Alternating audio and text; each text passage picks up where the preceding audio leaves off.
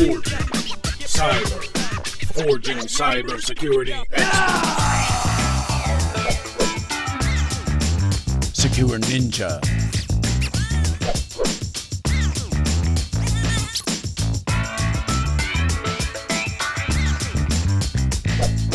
Okay, ninjas, let's get started. Today we're going to start our new series called Talk Nerdy to Me. And what we're trying to talk about here, with each series of Talk Nerdy to Me, what we've got is Whiteboard Friday. And with Whiteboard Friday, we're going to be trying to talk like big picture stuff, things that should help you get where you're trying to get in the industry. With Talk Nerdy to Me, what I'm going to try to do is each week, I'm going to try to help you out with a series of technical terms that a lot of people kind of kick around. And hopefully with Talk Nerdy to Me, I can give you like the high level of what a lot of this stuff means. This time, let's start with common malware analysis terms. So you get started with malware analysis. You want to start doing malware analysis or reverse engineering. You're going to hear this as big things in our industry. Lots of people want to do analysis of malware and reverse engineering malware and all that. That's the hot thing. So the first thing that you're going to need is some sort of analysis environment. You get your piece of malware, which is usually going to be a link that somebody clicks on or a file that they're going to get as an attachment in an email. So they get that file. A user reports that he's been compromised or that he's having some sort of issue. You, doing your incident response, you're going to grab this piece of malware and you're going to move it to your analysis environment. Your analysis environment is usually going to be a virtual machine. You're going to see a lot of people with their preference for VMware VirtualBox. You want to run it in a virtual machine, something that allows you to exercise the malware. So you're going to run the malware. Now, some people run their malware in what they prefer, a sandbox instead. Something like Cuckoo Sandbox is a really good example. Now, the reason that they'll run it on either a sandbox or a real machine is because some malware has the ability to detect whether it's being run in a virtual environment or not. And some malware can even detect if it's being debugged, if you've attached a debugger like Ali Debug, Immunity Debugger, WinDebug, or IDA Pro. So in those cases, that's why people like to run it on a real host. You'll see people use products like Deep Freeze, something that allows you to take a machine and then revert it back to the state that it was before you ran the malware on it, or some imaging software like Acronis or Ghost or something like that if they're going to run it on a real machine. Regardless, you need a place that you can run the malware and analyze it. There's two types of analysis that you can do. One is called dynamic analysis, which is the most common, and then another one is going to be called static analysis. Dynamic analysis is easy. Move the malware into your malware environment, your analysis environment, and run it. Well, before we run it, we want to take a snapshot of the system state. You want a snapshot of all the processes and services that were running on the machine before you executed the malware. This is why you're going to see a lot of people like to run software like Process Explorer to see this. You're going to want a snapshot of the registry. This is why you're going to see a lot of people like tools like RegShot. So they'll say, okay, I get a snapshot of all the processes and services that are running. I get a snapshot of the registry. I get a snapshot of the file system, maybe something like InstallRite or any of the other installation monitoring software packages that are out there. So this will let me know, or file integrity checker stuff, something that lets me know what the file system looked like. Then something that monitors network connectivity. Obviously something like Wireshark is a real popular thing. So now I fire up each of these, take a snapshot of the operating system, the registry, the file system, fire up Wireshark, so now if the malware connects to the internet, I can see what it's doing. I double click the malware and run it. And now you take note, hey, did it spin up a new process? Did it modify a process that was already running? Did it create a new service, right? Creating a service is one of the ways that malware stays persistent through reboots. Did it modify the registry? Yet again, another way that malware often stays persistent through reboots. Did it modify the file system? Does it start like a keylogger, for example, and put files on different areas of the file system where it's recording keystrokes? Or does it encrypt your data and load its encryption keys on the file system somewhere? You know, what does it do? Does it send traffic somewhere out to the internet, right? Does it beacon? You'll hear that terminology sometimes. Does it beacon somewhere? Or does it move laterally? Does it try to attack other machines in the environment? These become the things we're looking for during dynamic analysis. Now don't get me wrong, sometimes you might look for more sophisticated things, but in a nutshell, malware can usually only do 4 things, right? It can modify processes and services, it can modify the registry, it can modify the file system, and it can modify the network. Or excuse me, communicate on the network, either remotely, beaconing out somewhere, or move laterally. So you're going to try to install things to look for that. Now, another thing that some people will do is called static analysis. The heavy lifting of what we do tends to be the dynamic analysis. Static analysis kind of gives us a little bit more info about who wrote it, why they wrote it, how they wrote it, kind of thing. We might look for what DLLs are utilized. You know, if ws2_32.dll is in use, well, now you know it's using the Windows socket library as an example. So you know that the malware is network aware, for example. You might look for string data using like bin text or the strings command, trying to see if there's any human readable data inside of the malware. Sometimes that can give you clues like what it was compiled on.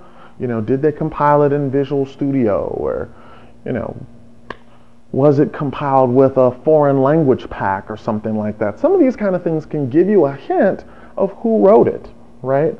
Was it packed? And I'll give an example here. Let's say you've got a file. Let me grab my marker here. Let's say you've got a file with traditional encryption. So you've got a file, and it's an exe file. When you compress it, it becomes a zip file. So basically, when you've got this file, everywhere that it can find something, it'll mark. Each one of those, it'll compress it. So maybe in every single one of those cases where I've got that sign, that's the whole word, Joe. So putting that marker in each of those places allows me to compress the file. Well, with traditional file compression, when you do this, the extension changes. Well, with a packer, you're doing the exact same thing, but the extension, the file extension, still stays the same. So maybe here, doing our static analysis, we might be able to figure out what packer is in use. So that's another thing that we might do. You're going to very much in the last couple of years see a ton of people move to online virus databases. Websites like virustotal.com, websites like No Virus Thanks, and you know, there's probably 10 or 15 more out there, but VirusTotal and No Virus Thanks, I think Threat Expert, you know, there's a couple of them. But, you know, that's getting really popular. Uploading your malware to big virus databases, trying to see if someone else has figured out if this is malicious or not. The other cool thing about these virus databases is oftentimes they run by checking your file or link against 30 or 40 different antiviruses with today's definitions. So it's a good way to figure out, hey, well, McAfee catches this, but Symantec doesn't, or AVG catches this, and you know, Bitdefender doesn't. It's a great way to figure that out. Really good way to figure out if something's malicious or not. Another way that we can do malware analysis is to look at network traffic. You might get what's called a PCAP, packet capture file. So someone gives you a PCAP from yesterday, and they go, hey, I took a network tap 5 minutes off our firewall, and every hour I took a 5-minute tap. Or I took a 5-minute tap off our core switch, you know, every hour for 24 hours, trying to look for malicious traffic. And you might have to look through that log data.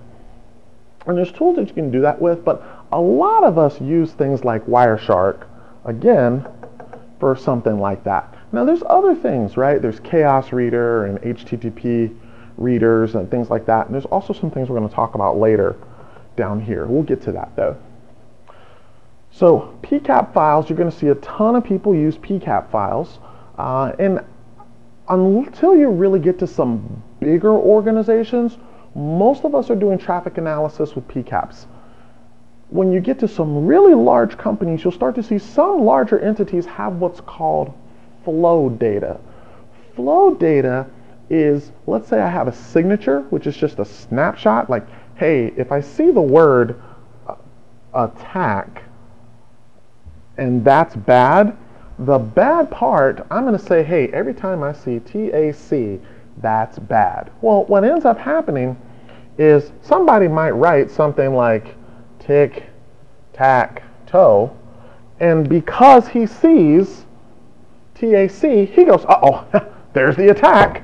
Well, what you end up going is, well, you know, if I had flow data and I could see the traffic that was before it and the traffic that was after it, that's why people really like flow data, because now they can go, that's not really an attack, that's somebody looking for tic-tac-toe. And I know that sounds unbelievably trivial, but believe it or not, when you really start looking at a lot of network traffic, it ends up being almost that stupid, you know, just where you're like, no, that's not an attack. Look, right? If you can get flow data, you can really see the whole network transaction. Whereas if you just have signature data, you end up with just a snapshot and you could be making this mistake, right? Okay, our last thing is going to be log file analysis. So with log file analysis, what we end up with is commonly stuff like our regular raw logs. Now, your raw logs could be web server logs, router logs, switch logs, you know, any type of network device logs, your IDS logs, can be all this kind of stuff. A lot of times you might have some kind of clunky way of looking at that stuff. You might write command line things to look at it. You know, like when I used to do this, I would do a lot of grep, you know, which is a Unix command that lets you search for something.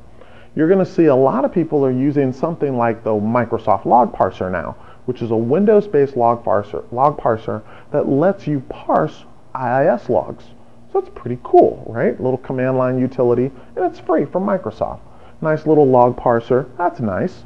You might also start to see people doing like command line stuff in scripting languages. People doing like PowerShell or Perl or Python to parse logs and kind of make it a little easier for us to see what we want to see, because you might have, you know, gigabytes of PCAPs that you got to look through. You might actually get like a real log parsing tool, a little GUI-based application that you can, you know, filter out data and go, I need to look for the logs between these two IPs, right? A little GUI-based application. You might step into something called a network security monitoring solution. Something like SecureNinjaTV, that's real popular these days, where it's a tool that brings together a ton of network security tools and network traffic tools all under one real interface. It kind of lets you thumb through it. Now, it might be a little kludgy. SecureNinjaTV's a good example of something that's a little kludgy, but you know, if you really just want a snapshot of what's going on in your data, on your network, SecureNinjaTV is a pretty good network security monitoring solution. I think it's a good way to get started quick too. If you're new to this world and you're trying to get spun up in this stuff, good way to kind of get started. What you're starting to see a lot of people move to is something like SEIM, Security Information Event Management Solutions. SIM solutions are the big boys in the security industry, really expensive. Now, there is an open source one called OSSIM, right?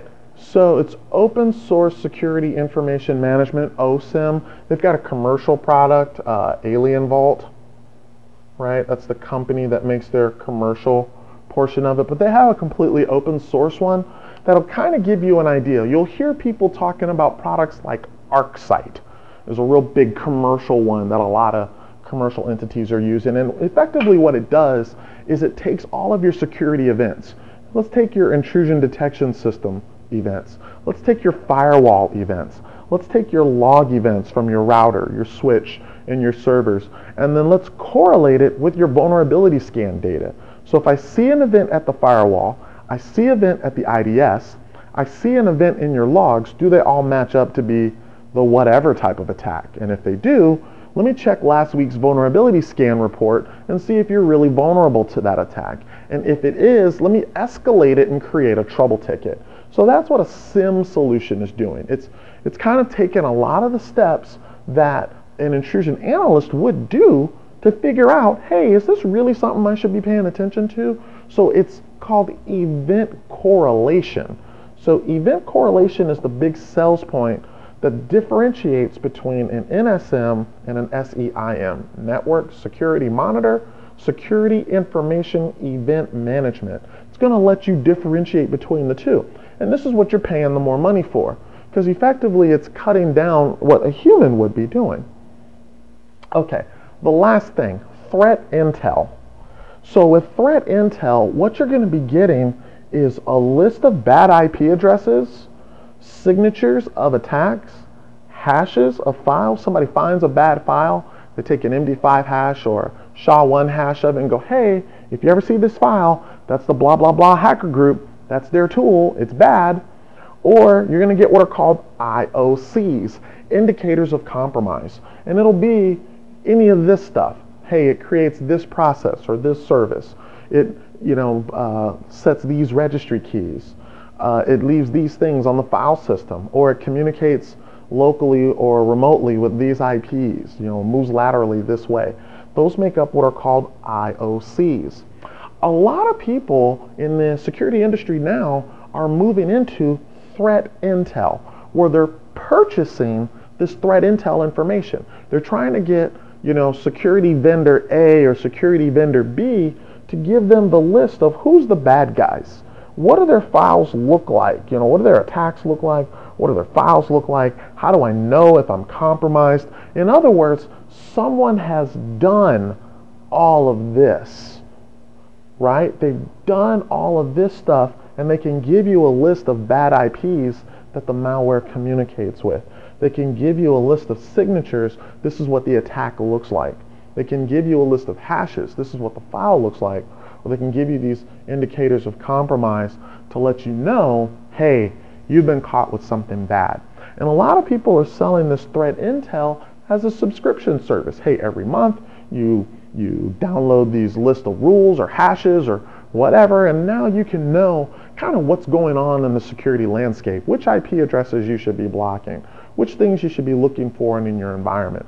When you hear people talking about our favorite word, APT, right? Advanced Persistent Threat. This is usually the, oh my God, it's so bad, right? This is usually what they're talking about, state-sponsored hackers. State-sponsored hackers, attackers who are breaking into our defense industrial base, our large financial institutions, stealing the really super sensitive data. That's APT. And when people are really worried about APT, one of the big things that they're purchasing is threat intel, where they get this list of all this stuff. Let me wrap up with one last thing. You're going to hear about a lot of big companies now, companies like FireEye, companies like Damballa, and all these different type of other security companies that are bringing in services and products wrapped around incident response. And the best thing I can tell you is they've got either a box that you buy or a service of somebody doing all of this stuff for you, right? And that's really what's going on. So when someone's like, well, I heard FireEye is really good. Well, of course it's really good, because what it is, it's an environment that analyzes the malware and does all this stuff and lets you know if all these things are happening. So effectively what you're doing is you're buying all of this stuff in a box. Or if someone's like, well, hey, why don't I get Dell SecureWorks to monitor my network for me? So what you're getting is somebody who's going to run a network security manager or network security monitor or a SIM solution for you and help you with analyzing all of the events and doing a correlation for you and giving you some nice reports. So I'm hoping that this kind of helps you out today with just kind of understanding the landscape and going, all right, so that's what all this stuff is. I hope that helps. Let's wrap up our first day of Talk Nerdy to Me. SecureNinjaTV is brought to you by SecureNinja.com, a world leader in cybersecurity training and certification. Our master instructors will help build you into a highly skilled and marketable security professional. Secure Ninja, forging cybersecurity experts.